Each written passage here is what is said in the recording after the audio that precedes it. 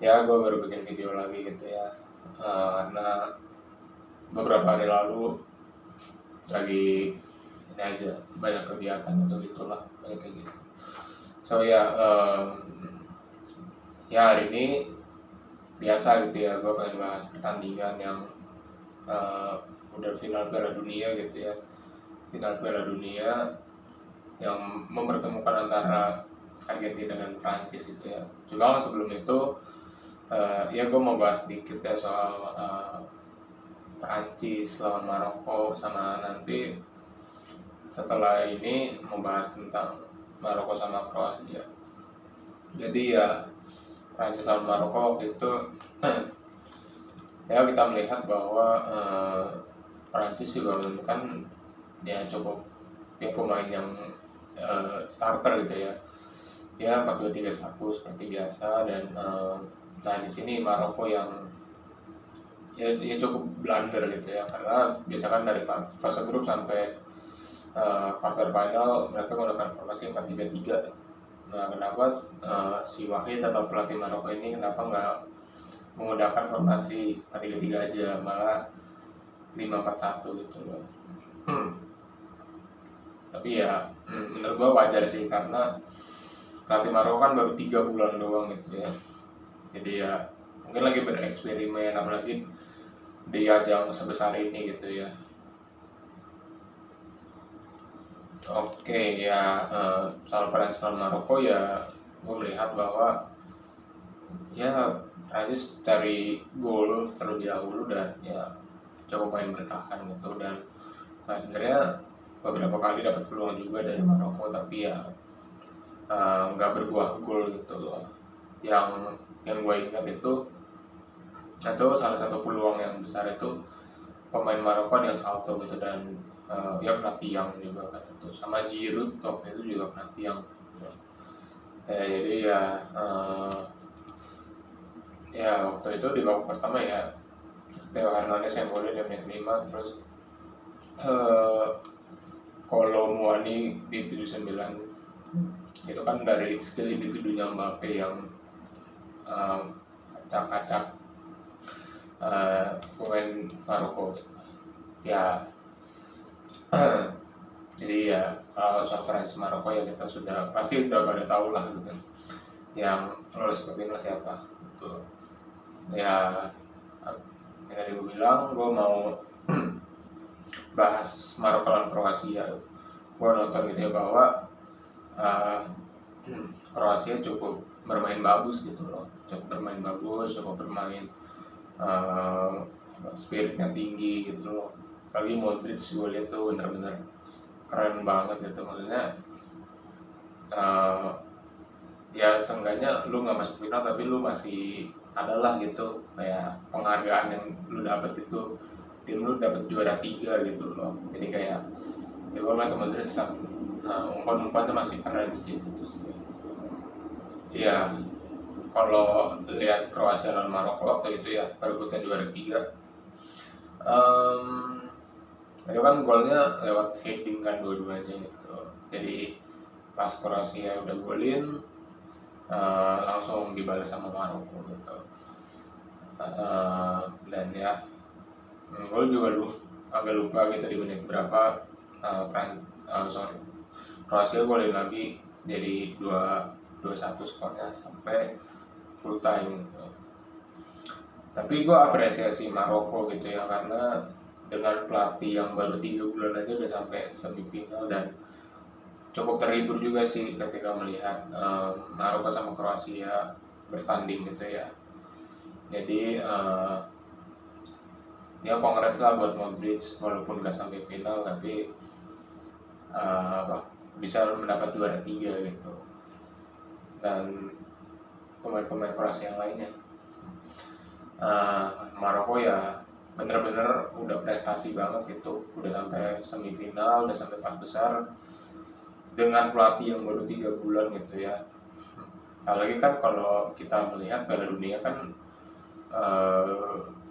sebelum Piala Dunia kan masih ada liga gitu loh, jadi kayak nggak persiapan sampai seminggu, tapi Maroko udah keren banget itu, Maroko udah sampai sini, dan ya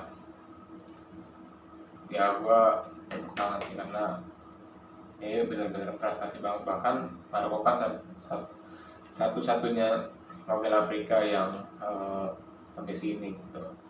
So ya, jadi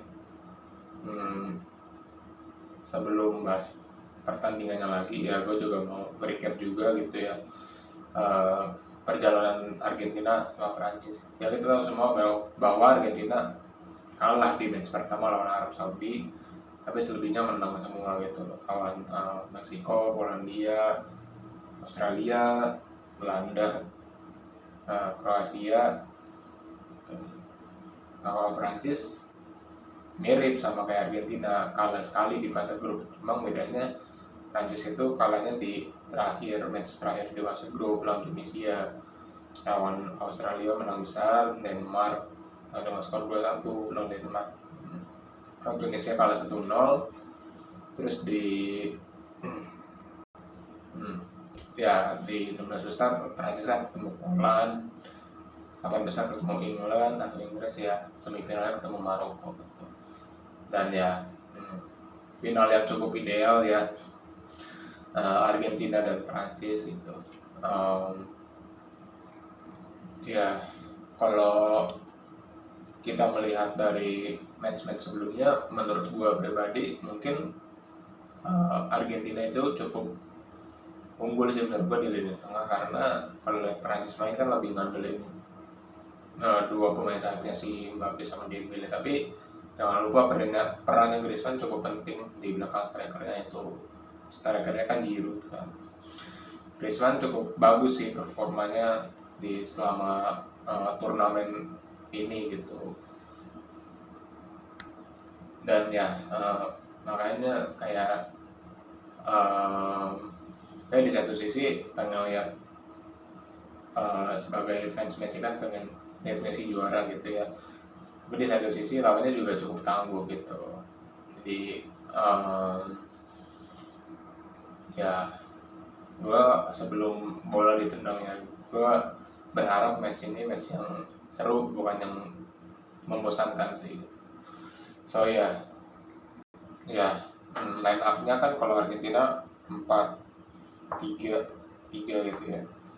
Nah Romero sama Otamendi, ini Otamendi yang nggak pernah di subs gitu ya, maksudnya jadi starter mulu gitu. Romero Otamendi jadi center back, terus Molina, Tagliafico, mungkin kita pikirnya si Acuña kan atau Acuna lah gitu, tapi Tagliafico yang dipasang gitu. DM ada Enzo Fernandez, ada Mark Alister, terus ada De Paul gitu ya. Ya kanan biasa kita ada Messi, strikernya Alvarez yang lagi cukup cukup bersinar gitu di timnas, sama ada Di Maria gitu. Nah sedangkan Prancis kan ya seperti biasa 4-2-3-1, ya seperti biasa gitu ya. Ada kiri ada Theo Hernandez, kanan ada Jules Koundé, Varane sama Upamecano, Rabiot, Tchouaméni jadi DM, 2 DM, 3 pemain trio lah ya. Kiri ada Mbappe, Dembele kanan, Griezmann di belakang striker, ada Giroud di depan. Ya Prancis nggak merubah squadnya, maksudnya tetap sama, karena emang dari fase grup cukup berjalannya dengan formasi seperti ini gitu. Jadi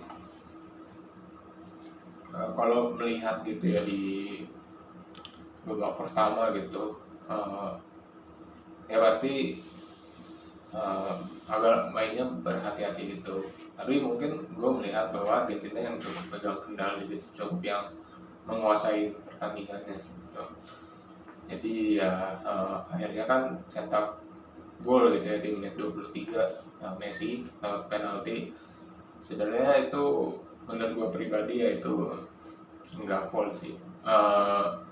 Bukannya gue gak dukung Argentina atau gimana, cuma terlalu soft atau mungkin terlalu kayak gampang dikasih lah kasarnya gitu, terlalu gampang dikasih buat kasih penalti, dan ya itu kan keputusan wasit gitu ya. Jadi Messi cetak gol lagi di menit Messi cetak gol di menit 23 lewat penalti, lalu dibales sama Di Maria gitu.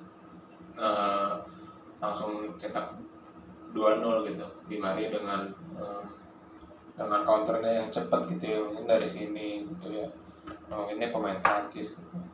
Ya misalkan yang ngarang ini pemain Prancis, jadi kan dari sisinya si Mbappe ya, maksudnya si siapa, Messi gitu ya kan dari sini, terus McAllister, terus Di Maria di sini, dan pasti pada maju semua gitu loh. Dan akhirnya tapi ya ini cepat banget gitu, jadi kayak Messi passing ke McAllister, langsung Di Maria muncul di sini, langsung kasih passing, langsung shoot dan gol gitu. Ya gue bilang bahwa kekuatan Argentina ini ya, maksudnya main dengan counter gitu.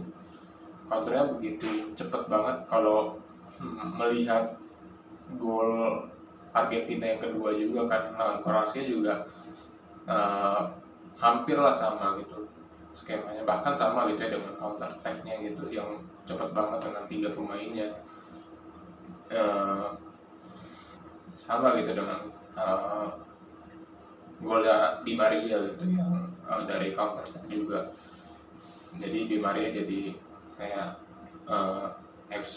expose posisinya si Dembele, terus ada Messi di sayapnya si Mbappe, jadi cukup ini sih, counternya cukup efektif gitu.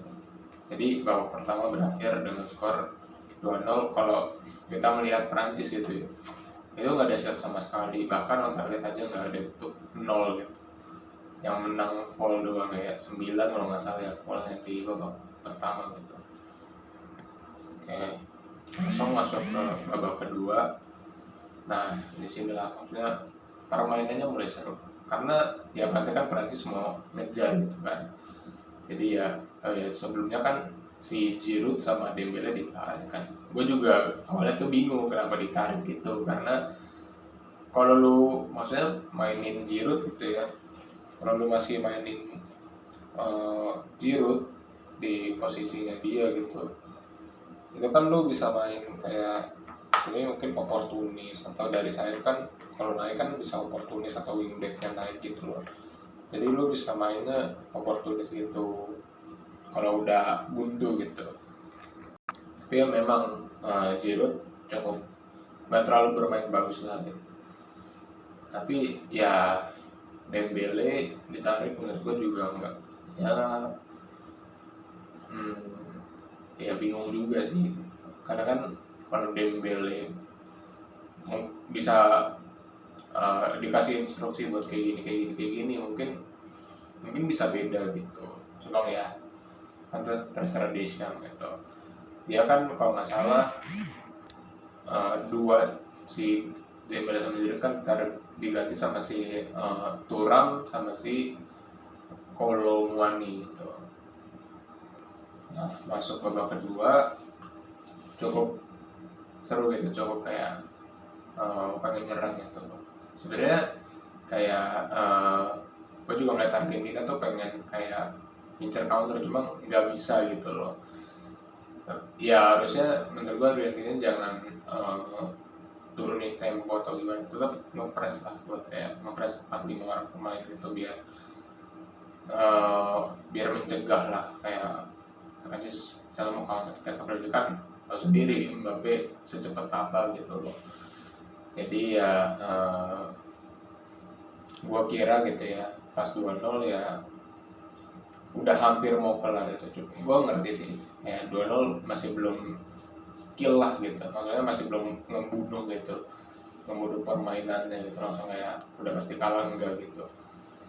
Dan Mbappe cetak gol di menit 80 ya, penalti karena pelanggaran dari Otamendi kalau nggak salah gitu ya. 80 Mbappe cetak gol lewat penalti, lalu langsung ya kayak 97 detik lah kalau gue baca gitu ya, 97 detik kemudian gitu ya, Mbappe cetak gol lagi lewat ya lewat skemanya gitu, karena Mbappe kayaknya lebih ke tengah gitu, jadi agak digeser ke tengah, jadi kayak cukup ada space lah gitu ya, akhirnya dia shot dan itu finishingnya cukup bagus gitu ya, bener-bener bagus gitu. Karena ya, dan menurut gua tuh kesalahan Messi sih, karena Messi agak terlalu lama pegang bolanya gitu. Nah, jadi dua-dua full time sebenarnya kan ada satu insiden gitu ya, kayak maksudnya yang sebelum akhir babak kedua kelar itu kan kayaknya si siapa dijatuhin gitu pemain Prancis, tapi dia dikasih kuning gitu. Cuma gue gak ngerti deh gitu. Nah pas dua-dua gue bilang wah ini udah game on nih gitu, karena kalau lu lu baru ketinggalan 2-0 tapi lu udah cetak satu gol gitu ya, baru cetak satu gol, lu kan pasti semangatnya naik, spiritnya naik gitu loh, nah, moral pemainnya pasti naik gitu, kayak ayo kita kejar gitu. Masuk extra time ya, kita tahu bahwa kayak si Di Maria kan udah ditarik gitu ya, di pemain Argentina udah ditarik si Di Maria, dan digantilah ada si Lautaro Martinez dan Acuña gitu-gitulah ya, yang masuk kayak Acuña, Pezzella, Paredes sama Montiel. Ya Lautaro Martinez kan di menit berapaan lah gitu, udah 100-an berapa gitu. Memang kita melihat bahwa di extra time babak pertama cukup mulai nyerang gitu, cukup saling nyerang. Ini nyerang ya, saling jual beli loh gitu, jual beli serangan lah gitu kalau di bahasa bolanya. Ini saling serang, ini juga serang, Prancis serang mulu gitu, jadi kayak cukup oke lah. Sampai akhirnya Messi dapat gol gitu di menit di babak kedua extra time ya kalau nggak salah. Di menit 108 itu Messi cetak gol dengan satu dua sentuhan dari pemain Argentina juga gitu. Kayaknya Messi cetak gol juga gitu. Kayak gue kira udah case close nih, udah kelar nih, tiba-tiba di comebackin lagi jadi 3-3 gitu. Kayak gila nih, kayak seru banget loh gitu. Ya meskipun lewat penalti gitu ya, Mbappe cetak gol di menit 118 gitu, sebelum extra time berakhir dan berujung ke adu penalti, dan ya akhirnya adu penalti juga. Kalau kita melihat adu penalti ya, gue yakin sih hampir semuanya dukung Argentina, karena kipernya kan cukup jago gitu ya. Gue melihat waktu itu kan di semifinal Copa America yang lawan Kolombia, si Emi Martinez kan yang selamatin gitu, selamatin Argentina juga gitu sampai ke final lawan Brazil. Ya kalau penalti ya masalah mental aja sih, kayak kan Mbappe sama Messi kan yang penendang pertamanya gitu dari masing-masing tim gitu. Mereka penendang pertama dan mereka berhasil cetak gol ya gitu. Terus kedua si Koman ya kebaca lah sama Emi Martinez ke arah situ gitu. Dan ya pokoknya pemain Argentina sampai seterusnya gitu loh. Sampai berarti ya kalau kita lihat kan Prancis itu kan dua gagal ya, si Chouamini sama si Coman gitu. Tapi Argentina masuk semua, 4-4-nya masuk, Prancis gagal 2, dan ya skor berakhir dengan 4-2 gitu. Ya, menurut gue nih final paling dramatis gitu ya, final paling kayak saling kejar-kejaran, kayak seru lah gitu